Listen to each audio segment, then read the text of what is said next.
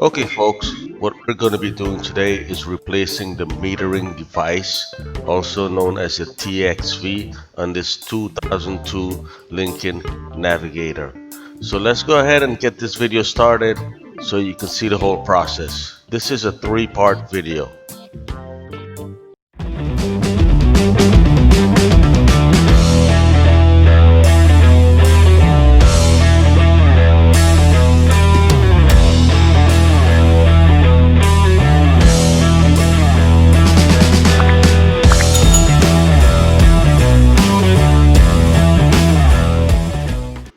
Hey YouTubers, welcome back to the bar channel where I'm either building it, assembling it, repairing it, or just replacing it. What you're looking at here is the metering device, also known as the TXV, on a 2002 Lincoln Navigator. What happens sometimes is that the device itself gets clogged with debris and prevents refrigerant from flowing to the evaporator, or not enough refrigerant flows to the evaporator, which prevents the cooling of the back area, because this is the rear air condition, so it prevents the cooling of the back area of the car.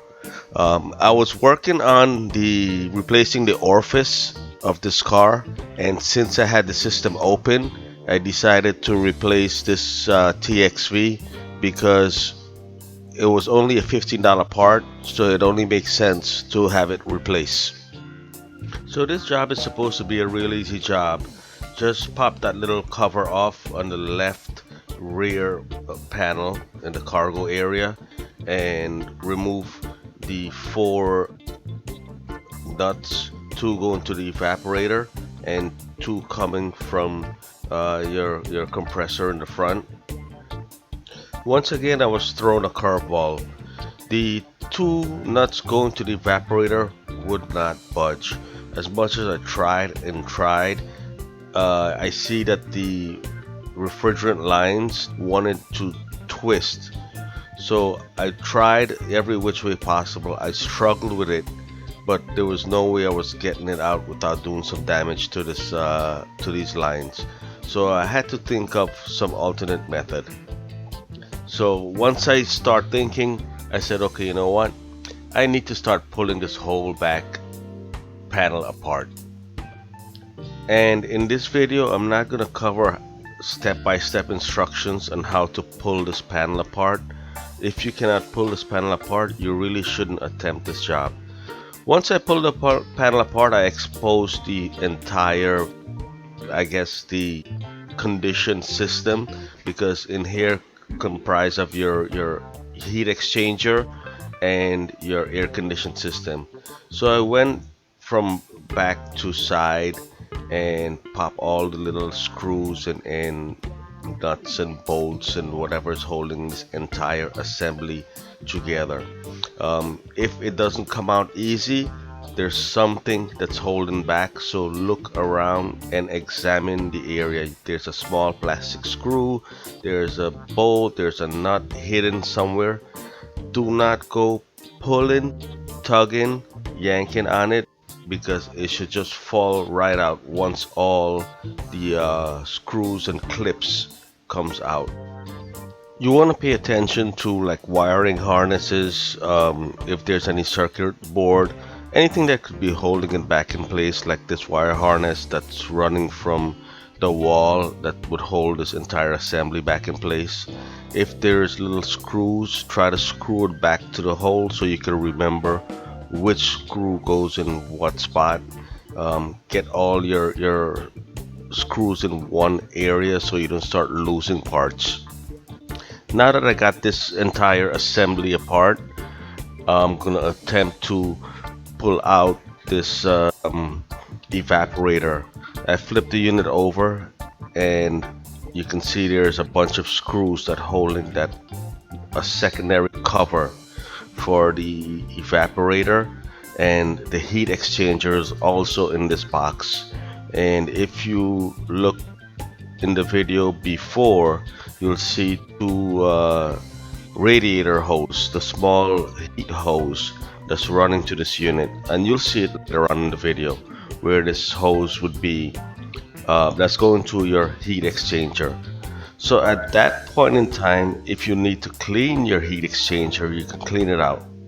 I pop this cover off, and I should be able to remove this evaporator right out. There's the evaporator, there's your heat exchanger.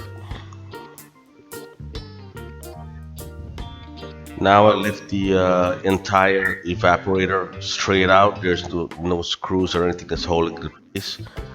It wasn't that bad. It was a little bit dirty, but it wasn't that bad. This is your metering device right there, and you see the little pin in the bottom. That's the pin that opens and closes that allows refrigerant to go into the system. Now with the evaporator out, I'm trying to remove these nuts that's on there really tight, and apparently from manufacturing they torque it down to whatever specs, and it was never removed. This is what happened. I twisted the high side line. So what I did was I took it to the propane torch. I have a small handheld propane torch, and I heated up. Once I heated up, I was able to pop those two nuts loose, and I tried my best to get that line straightened as best as possible. It needs to realign back to this metering device, and then I'm going to take this coil, since I have it out, take it over and wash it out with some coil cleaner. That way I don't have to touch this again. Now I'm back. It's all washed out with some diluted coil cleaner, 3-to-1 coil cleaner. This coil wasn't that bad. It could have been done with just regular water, hose it down with the water. And the fins are pretty tough, so a little bit of pressure wouldn't hurt. So once I got done with cleaning this coil, I'm going to clean up this whole entire area. There's a lot of dust and dirt, I guess from the blower fan, and even because it's a cargo area too. It's very dirty, so I'm gonna blow everything out, clean everything, wipe everything out. I'm gonna take that blower outside, not disassemble it, but take the air compressor and blow out the dust from the blower wheel. Here what I'm trying to do is figure out, there's a door right here that covers the evaporator and the heater core. So I'm trying to figure out what happens with that door, and there's a circuit board there that when you call for heat, it closes the door for the evaporator and opens the door for the heat exchanger.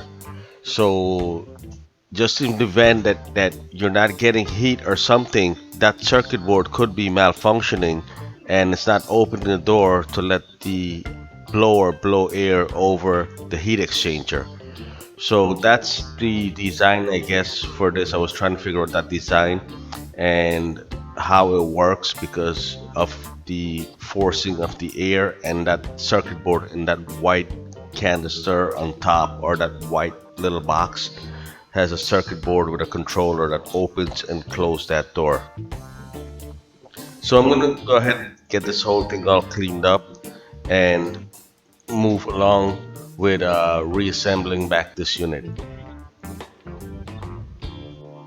I would strongly recommend you watch the video on the Orifice and the video of replacing the Orifice, because there's certain things that needs to be done when you're working in a refrigerant system or the air conditioning system, such as recovering the refrigerant, pulling vacuums, leak testing, you know, a lot of things that needs to be done before you get to this stage of it.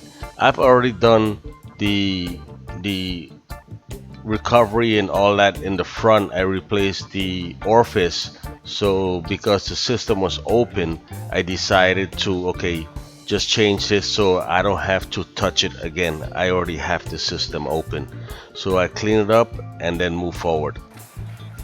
Here I am blowing out the lines with the air compressor, the lines going to the compressor itself. remember that in the front I already have those lines opened up. If you see the first two video, those lines are opened up, so it's not going directly to the compressor. It's just gonna blow out the other end. So join me for part 2 as I get the system all leak test, pressure test connected back. So join me for part 2 of this video. Catch you in the next video.